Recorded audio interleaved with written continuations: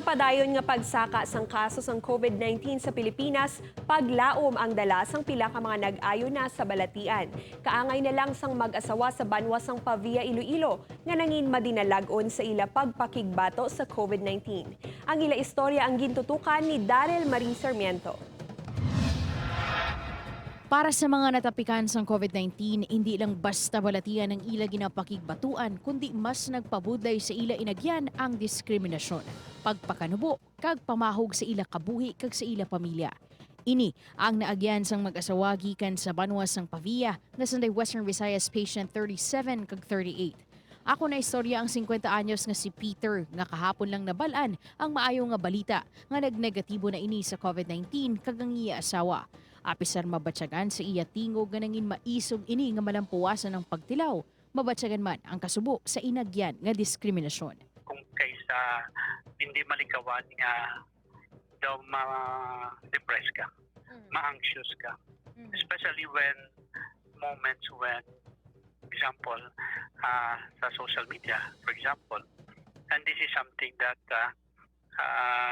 daw hindi ginamon masarangan sa akong nga asawa nga patsagot.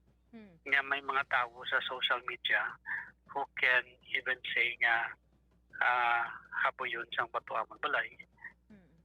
Patyon kami, haboyan kami sang Granada. Suno kay Peter, hindi lang ang pisikal ang ginapahuyang sang COVID-19, kundi pati man ang emosyonal kag espiritual nga aspeto. Everything that I felt in my body becomes exaggerated. Just like what's happening to my throat, am I having fever, am I coughing, something like that. Because all of a sudden, you do not understand your feeling. Apang sa pihak sini, nangin mabakod si Peter kag ang iya asawa sa buligman sang ila pamilya kag mga abyan. Ang pagtilaw ang nangin palaagyan man nga mas mapalapit sila sa Ginoo. Ila na realisar nga ang kabuhi temporaryo lang kag dapat pasalamatan ang hulam nga kabuhi. You really do not have control over your life. It's God who controls you. And the most that you can do is just leave it up to Him.